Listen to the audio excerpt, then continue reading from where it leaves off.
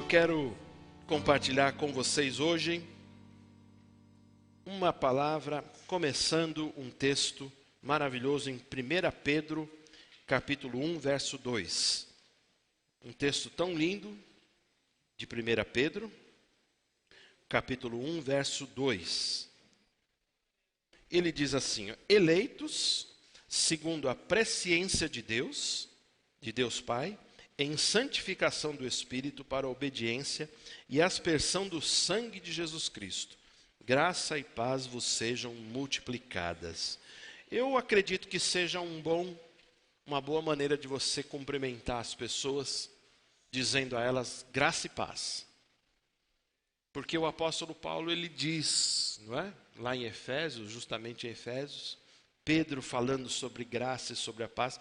Eu queria que você percebesse, é uma doutrina que foi revelada aos apóstolos, e quando você diz assim, graça e paz a um irmão, você está desejando a graça e a paz do Senhor, amém?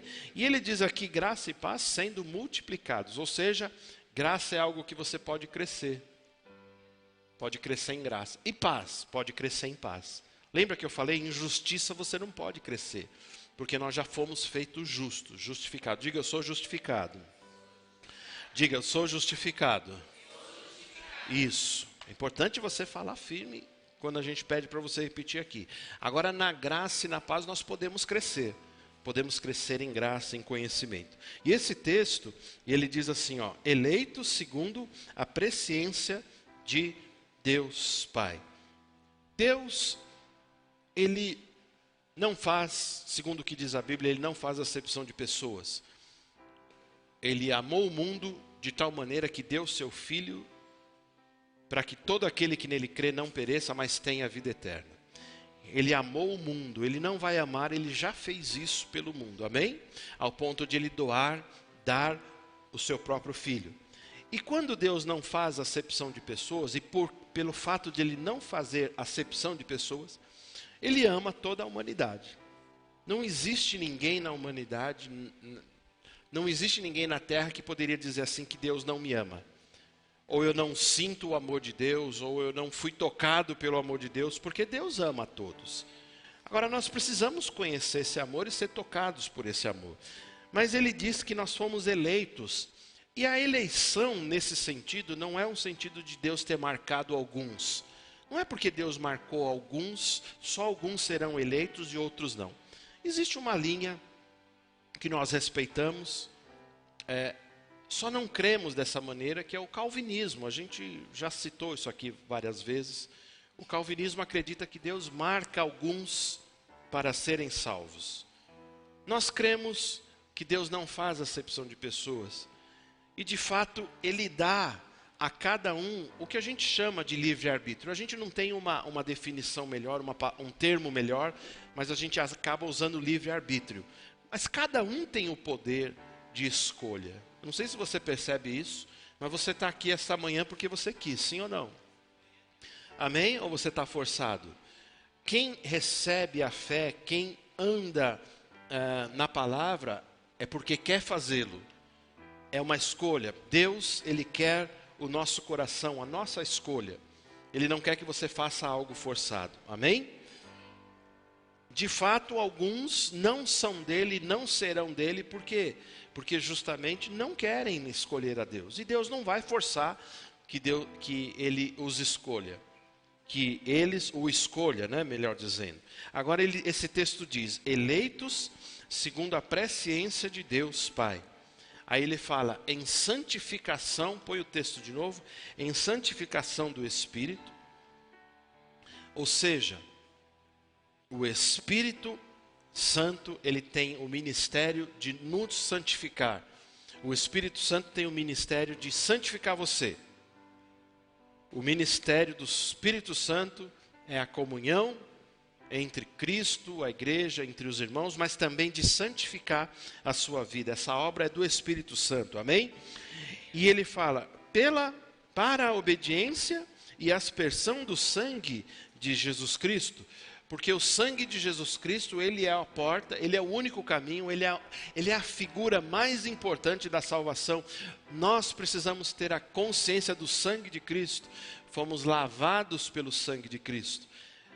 Para alguém ser salvo, precisa ser lavado pelo sangue de Cristo. Então ele fala aqui da presciência de Deus, da santificação do Espírito, e ele fala ainda do sangue de Jesus Cristo. Aí ele fala, por todas essas coisas, graça e paz vos sejam multiplicadas. Só de você ouvir esse texto, você deveria se alegrar. Você deveria dizer assim, meu Deus, o sangue me lavou, é verdade. Deus me elegeu, é verdade, é verdade. Que mais? O sangue me lavou, Deus me elegeu. O Espírito está me santificando, é verdade. Com todas essas bênçãos, eu tenho a consciência do quê? De que graça e paz está sendo multiplicado na minha vida. Amém, gente? O mesmo texto, esse mesmo texto, na Nova Tradução da Linguagem de Hoje, tem aí NTLH? Põe aí para os irmãos verem. Olha que diferença, que coisa linda. Vocês foram escolhidos de acordo com o propósito de Deus o Pai. E pelo Espírito de Deus, vocês foram feito um povo dedicado a Ele, a fim de obedecerem a Jesus Cristo e ficarem purificados pelo seu sangue. Que vocês tenham mais e mais a graça e a paz de Deus. Aleluia. Eu pensei que você ia ficar mais feliz, mas tá bom. Tá bom. Se você não fica ainda muito feliz, vamos ver se eu consigo te alegrar até o final dessa mensagem, né? Se eu não fizer, Deus vai fazer, amém? E eu prefiro que Deus faça. Você confirmou, né? Porque você está triste, tá vendo? Vamos lá. Deus quer nos santificar. O Espírito Santo quer nos santificar. E um dos propósitos pelo qual Ele comprou a igreja de Cristo é para que nós fôssemos santos. Santo é uma palavra no grego, hagiasmos, que significa consagrado, separado do mundo, apartado do pecado. Amém? Significa que nós ainda estamos nesse sistema. Olha que coisa linda. Por isso que Jesus disse assim, vocês não precisam lavar o corpo todo, mas só os pés. Porque o pé ainda está em contato com o mundo. É mais ou menos a ideia, a gente ainda tem um contato com o mundo. Alguma coisa ainda nos prende. O sistema, enquanto estivermos aqui, tem alguma coisa errada com o relógio ali, vocês precisam ver. O sistema deste mundo, ele ainda nos prende. O sistema deste mundo, Jesus não o desprezou de uma forma total, mas ele disse assim, Pai, eu não peço que você os tires ainda deste mundo, mas que os livres do mal, amém? Então nós, por sermos igreja de Jesus, nós somos o quê? Guardados por Jesus, guardados pelo sangue de Jesus, guardados pela graça de Deus. Então, tendo purificado os nossos pecados, nós podemos sempre andar em santidade, amém? Diga santidade. Então eu preciso ter uma consciência que ainda que eu esteja no mundo, eu não posso ser igual ao mundo. Vou falar de novo e vou mais perto de você, porque agora se você não acordar eu vou lhe dar um cutucão. Nós precisamos ser separados do mundo. Separados do mundo significa apartados do pecado. E ainda que a gente esteja nesse sistema, a gente vai precisar fazer uma série de coisas que de fato marque que nós estamos o quê? À parte desse mundo. Apesar de dentro dele, nós estamos à parte dele. Apesar de eu estar neste mundo, eu não posso compactuar com todas as coisas. A Bíblia diz que eu posso comer do melhor dessa terra. Amém? Deus pode me dar o bem dessa terra, não há problema nenhum. Deus quer que você prospere, que você seja bênção na sua vida e na vida dos outros. Mas Deus não quer que você fique misturado com esse sistema. Então, o nosso pensamento, o nosso coração, a nossa força tem que estar ligado sempre no alto. Qual o próximo evento que a igreja aguarda? O arrebatamento da igreja de Cristo. A igreja vai ser arrebatada. Eu não sei se te falaram isso, mas a igreja vai ser tomada da terra, arrebatada. É uma doutrina bíblica muito forte, neotestamentária. Os apóstolos falaram e eles tinham tanta convicção disso que eles acreditavam que ia ser para aqueles dias, por aqueles dias, do tempo que eles escreveram, do tempo que eles estiveram nessa terra. Olha só, nós precisamos estar com a mente ligada. O nosso pensamento, as nossas intenções, o nosso coração precisa estar ligado em Deus. Separado deste mundo. Não fazendo o que o mundo faz.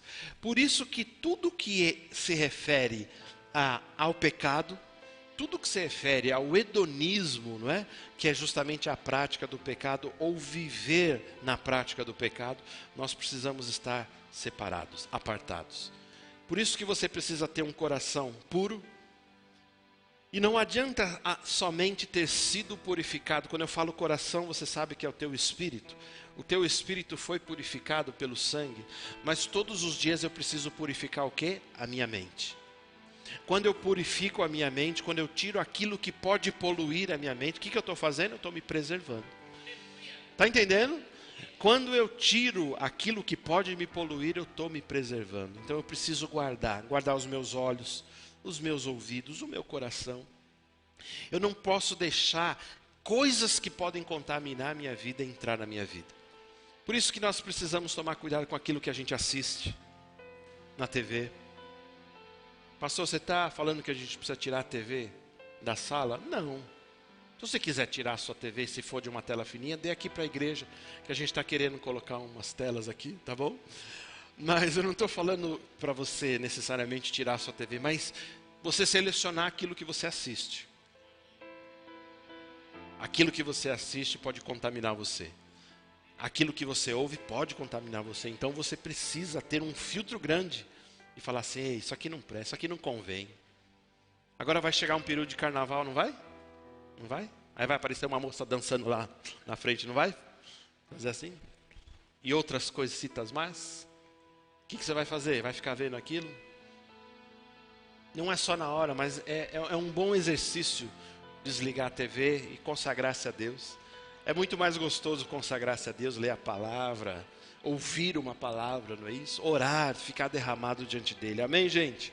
Então eu preciso me separar do mundo, me separar de tudo aquilo que traz manchas para o meu coração. Tem um texto que a gente lê em 1 Tessalonicenses 5:23, que a gente fala da tricotomia do homem, das três partes que o homem tem. O homem tem espírito, alma e corpo. Nós somos de fato um espírito. Temos uma alma e habitamos num corpo. Por que a gente diz assim? Porque você é espírito. Porque espírito, o teu espírito é a tua parte mais importante, indestrutível. Ela não pode ser destruída. Presta atenção, o espírito do homem não pode ser destruído. Está lá em Eclesiastes. Deus colocou a eternidade no coração do homem. Agora a grande questão é onde você vai passar a eternidade. Porque apesar de não poder ser destruído, alguns vão ser destinados ao inferno.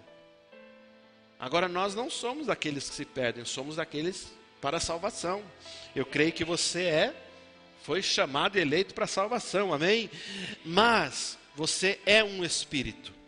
Você tem uma alma, a alma é o centro do seu raciocínio, os seus sentimentos, a sua inteligência. E você habita num corpo. Olha só, o teu corpo é passageiro. Esse corpo é passageiro, ele tem data de validade. Vai chegar um tempo que ele simplesmente, se a gente não provar o arrebatamento, o corpo vai morrer. Porque a velhice vai chegar. E por mais que a fé nos leve a ter mais alguns anos de vida, não há problema nenhum em desejar longevidade, que isso é bênção também. A questão é que o corpo, ele tem uma data que ele vai parar, tá certo? Agora o teu espírito e a tua alma são eternos. Por isso que nós precisamos destinar. Pedro, eu não vou ler esse texto, talvez eu leia à noite, vamos ver. Pedro, ele diz assim para a gente fazer cada vez mais, ter a certeza da salvação. Ele fala assim que, pelo seu divino poder, ele nos tem doadas, ele tem nos doado coisas maravilhosas sobre a salvação, estruturas que vão nos levar a ter uma certeza. Aí ele fala assim: por isso que vocês devem fazer cada vez mais, ou cada vez maior, vocês terem uma convicção da sua entrada no céu. Olha só, certeza de salvação é uma coisa muito boa. Agora, se existe uma dúvida, sabe por que vem dúvida se você teve dúvida ainda que um dia você foi salvo, ou se você está salvo, é quando o pecado chega, ou uma consciência de pecado chega em nós. Porque a gente fala, eita, será que manchei meu coração? Ei, será que eu estou limpo? Será que eu estraguei o meu relacionamento com Deus? A consciência de pecado traz isso. Mas veja, o sangue de Jesus, está escrito lá em Hebreus 9, o sangue de Jesus ele é poderoso não só para nos purificar os pecados, mas para livrar nossa consciência de pecados ou de obras mortas. Ou seja, eu posso andar com a certeza da salvação o tempo todo. Você pode andar com certeza de salvação o tempo todo. Pode, pastor? Pode. Pode ter certeza de salvação? Pode e deve. Mas isso não é soberba, pastor? Não. É confiança no sangue e na obra vicária de Cristo. Amém? Cristo morreu por você, Ele derramou o sangue por você. Então, você pode ter a certeza dessa salvação e se alegrar nisso. E esse texto de 1 Tessalonicenses 5:23, ele diz assim, né? Nós falamos que nós somos um espírito, temos uma alma e habitamos em um. Então ele diz assim, o mesmo Deus de paz vos santifique em tudo. Olha só, o vosso espírito, alma e corpo sejam o quê? Conservados, íntegros e irrepreensíveis na vinda do nosso Senhor Jesus Cristo. Pastor, o que está querendo dizer esse texto? Sabe o que está dizendo esse texto? Que eu preciso me conservar. Ou eu preciso deixar que esse Espírito me conserve. Por quê? Porque quando Jesus vier, eu vou ter que prestar contas. Está entendendo? Essa que é a ideia. Porque se eu não tiver íntegro, eu posso de fato perder a salvação. Pastor, se perde salvação, se perde salvação. Você vai ver o escritor de Hebreus, creio ser Paulo, ele diz muito claramente, é impossível alguém ter provado, não é? O mundo, a palavra de Deus, profecias do mundo vindouro, a bênção de Deus de ter provado a salvação e de repente se afastar. Aí ele fala assim, será que Cristo pode morrer por ele novamente? Quando uma pessoa se afasta, ela pode e deve voltar ao Senhor. Isso é, se você tem alguém desviado, você fala, volta para Jesus, volta enquanto é tempo. Agora, e se a pessoa não voltar para Jesus? Ela pode perder a salvação? Claro, ela perde aquilo que ela conquistou. De fato, a gente vai ver alguns textos que dizem assim, conserva aquilo que você ganhou, não é? Para que ninguém roube, não é? Para que ninguém roube a sua coroa, para que ninguém tire da posição que você já está e assim por diante. Então, o mesmo Deus de paz vos santifique em tudo, nosso espírito, alma e corpo, sejam conservados o quê? Está escrito íntegro ali? Sim? A palavra íntegro significa completo. Integridade, plenitude, completo, perfeito. Olha só, espírito, alma e corpo. Presta atenção, o teu espírito é a essência que a Bíblia diz que você é semelhante a Deus. Você tem um espírito, como Deus tem. A Bíblia diz que Ele dividiu a sua vida conosco, o seu espírito foi dado a nós. Quando Jesus ressuscitou, Ele soprou nos apóstolos o quê? O Espírito. A vida de Deus está em você, amém? Você lembra no Éden? Quando Deus sopra o fôlego de vida em Adão? Ele se tornou o que? Ele recebeu a vida de Deus ali. Mas como Adão cai e peca, ele perde a vida de Deus ali. E Jesus, quando ele ressurge e aparece diante dos discípulos, ele faz o quê? Ele sopra, não é? Ele soprou, diz o texto, soprou o Espírito. Porque ele tinha a vida agora, ele poderia dar vida a todos, amém? Então ele te deu vida, o Espírito, o fôlego de Deus, a essência de Deus, Zoe, a própria vida de Deus, foi devolvida a você. Você tem a vida de Deus em você. Você precisa crer nisso. Você precisa crer nisso e ficar feliz por isso. Você tem a vida de Deus em você. A vida de Deus está dentro de você. Olha só, diz o texto, o mesmo Espírito que ressuscitou Jesus dentre os mortos, é o Espírito que vivifica o nosso corpo mortal, amém? É o mesmo Espírito, pastor, é o mesmo Espírito de Deus. Então, eu pergunto a você, pode alguém conhecer a Deus e se afastar de Deus? Pode. Porque eu volto àquela questão que a gente falou no começo. Deus quer o seu coração. Vou falar de novo para você dizer um amém. Deus quer o seu coração. Deus quer o seu coração. Ele não quer você um robozinho. Ele não quer você fazendo as coisas forçadamente. Ele quer o seu coração, a sua intenção, o seu amor. Por isso que a Bíblia fala, amar ao Senhor com toda a força, com todo entendimento, com todas as entranhas do seu ser. É isso que Ele quer de você. Então, o teu espírito é a parte de Deus. Que coisa linda, que coisa maravilhosa. Você tem o Espírito de Deus aí dentro de você. Ah, você precisa dar uma risada, pelo amor de Deus.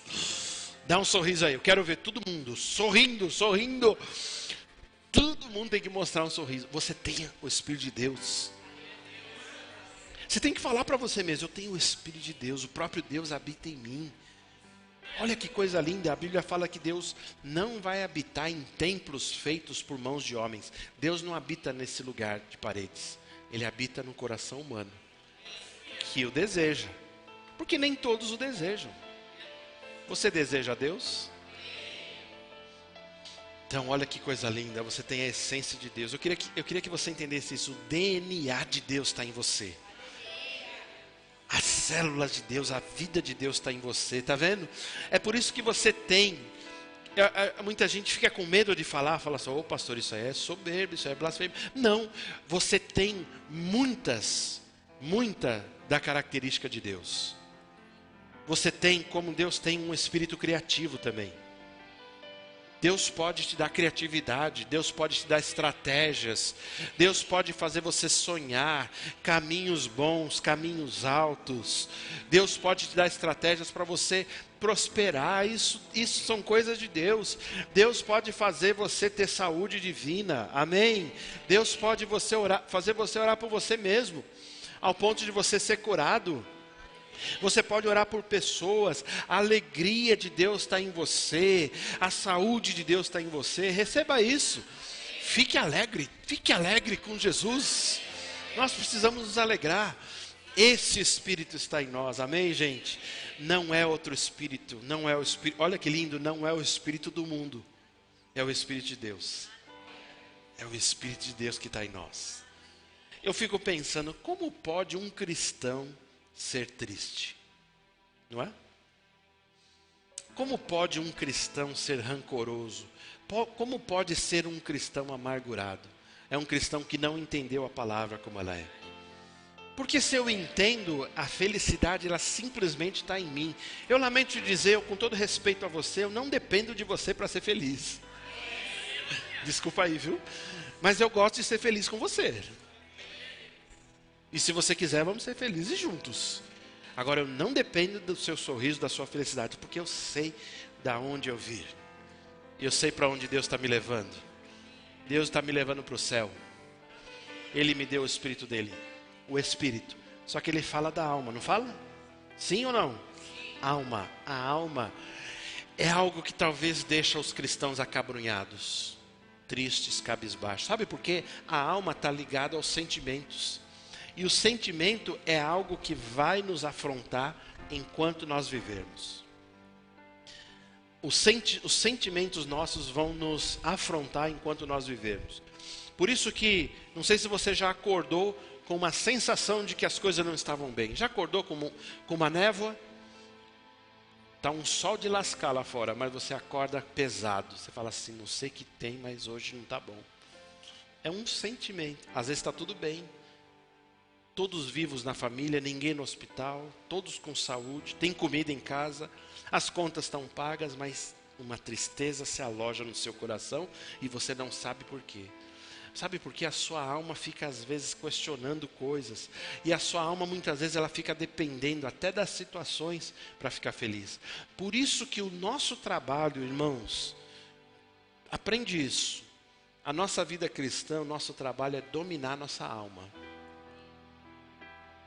Vou falar mais claro, é dominar os nossos sentimentos. Por isso que quando o teu sentimento te acorda e diz assim, hoje não vai ser um dia bom, você fala, o quê? Lógico que vai ser, você não manda em mim. Chegou tarde, lógico que vai ser um dia, já tá bom. Já tá bom. Não acordou, isso mesmo. Deus chegou primeiro. Exatamente, Júlia, glória a Deus. Ele chegou primeiro, as coisas chegaram atrasadas, você fala assim, ei, você não é mais referência para mim. Sabe por quê? A alma e os sentimentos, irmãos, ele é algo muito maravilhoso. E muitas vezes o sentimento é legal, ele está afim de te ajudar. Tem dia que o sentimento está te apoiando.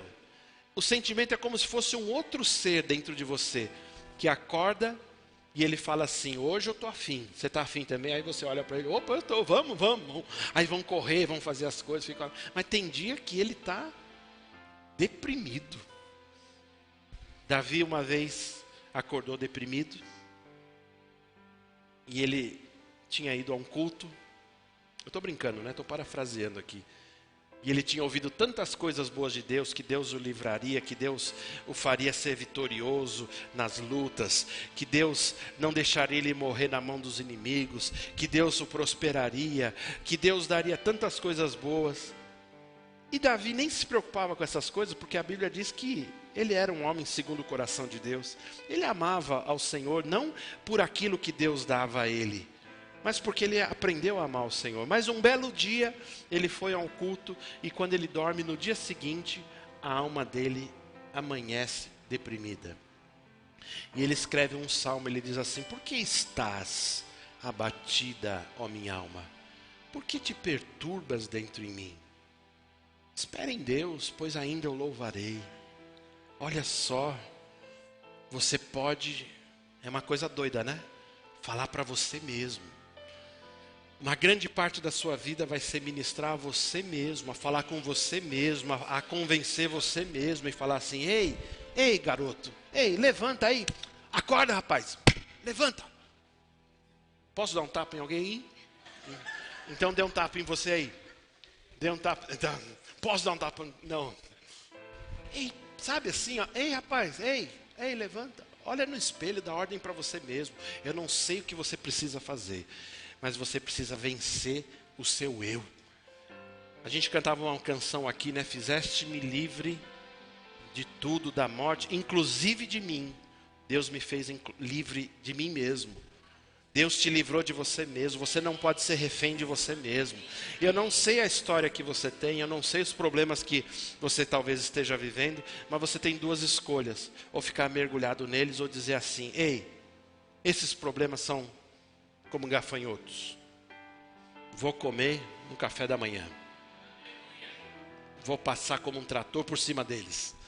Não vou me deixar, não vou ficar refém desses problemas. Então, a alma, os sentimentos, o que diz a palavra? Romanos capítulo 12 diz assim, rogo-vos, pois, irmãos, pelas misericórdias de Deus, que apresenteis o vosso corpo em sacrifício vivo, santo e agradável a Deus, que é o vosso culto racional, e não vos conformeis com este século, este mundo, esse sistema, com essa matrix, mas renovai-vos pela transformação do vosso entendimento, para que possais entender qual seja a boa, agradável e perfeita vontade de Deus. Ele está dizendo assim, não fica preso aos sentimentos, não fica preso às regras que se passam.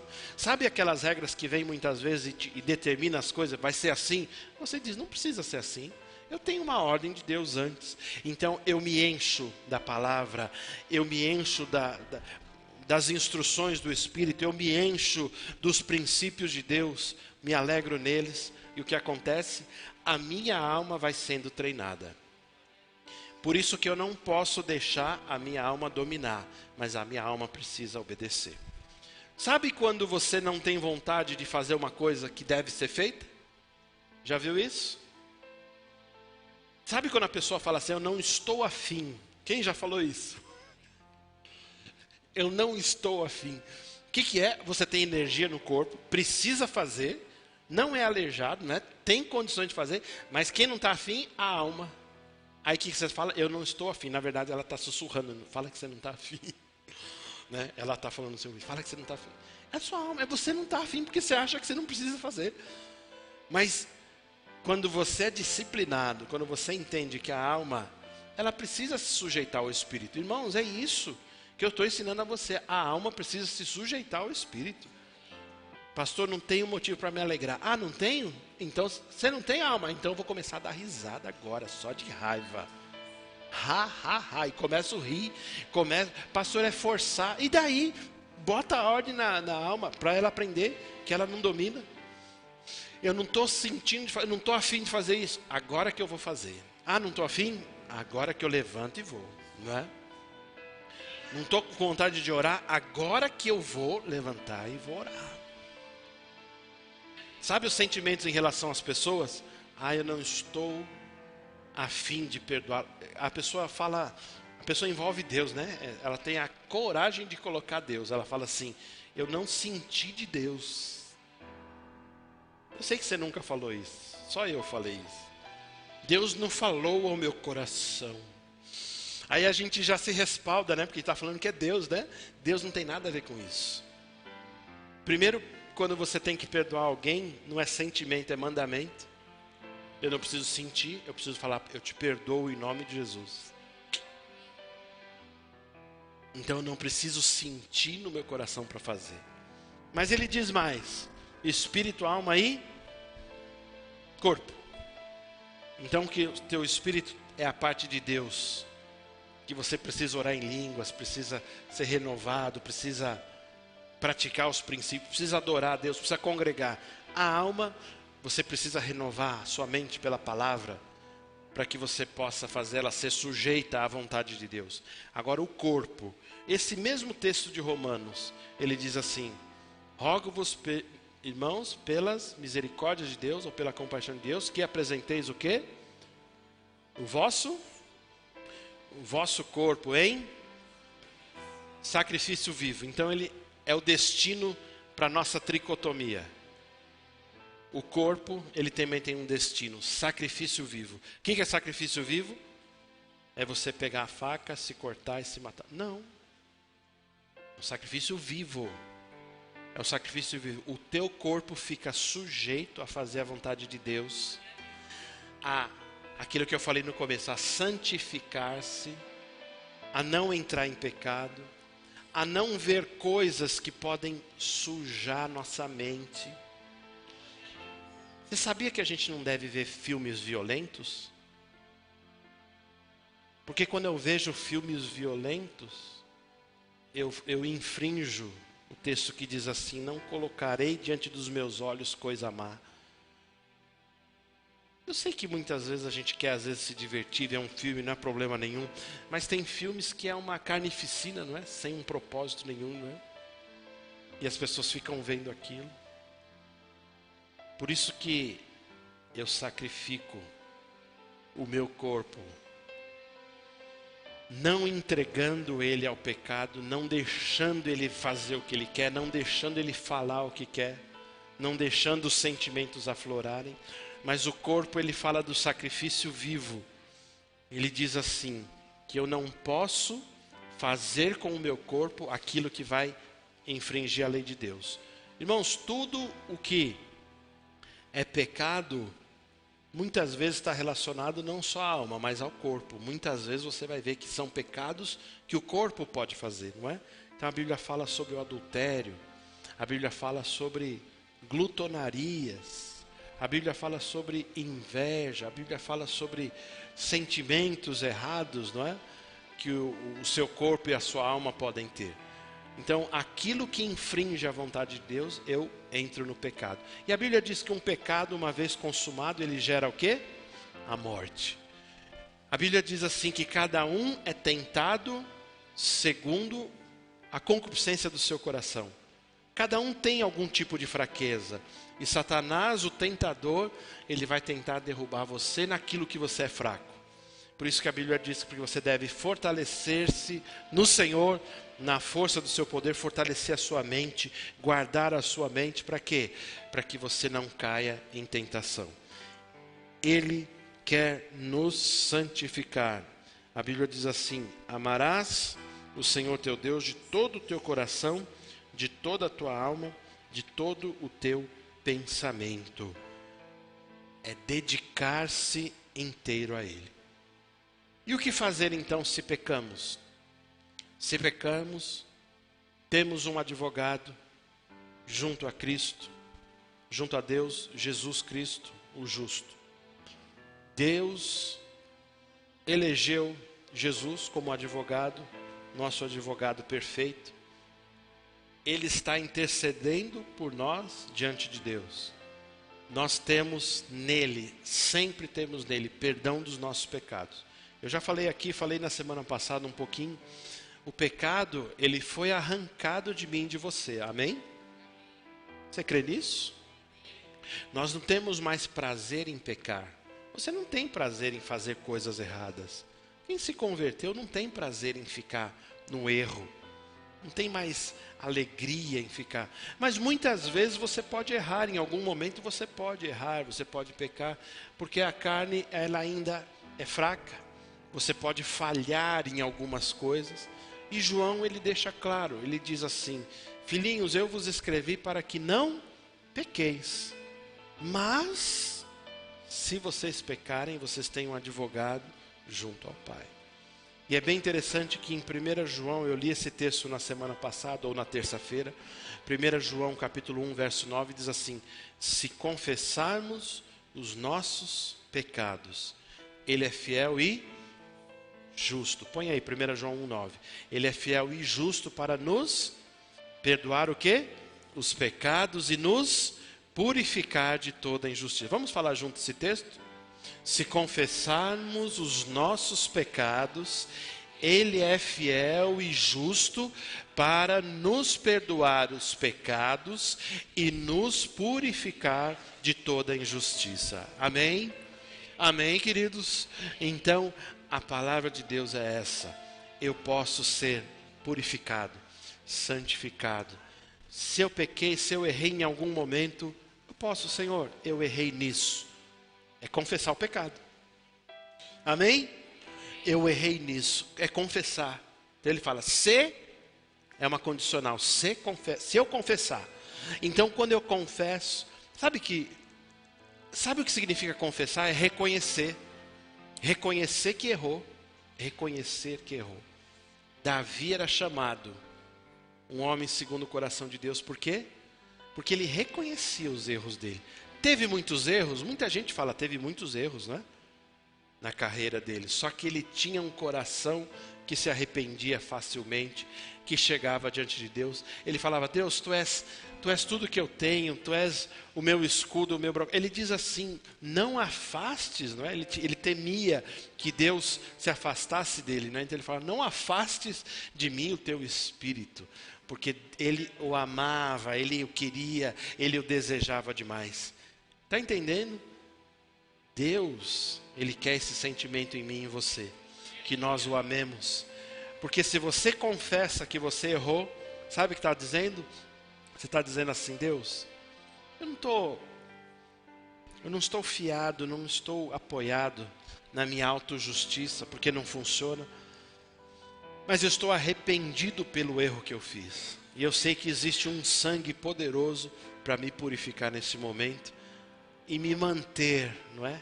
Em plena comunhão com o Senhor. Amém, gente?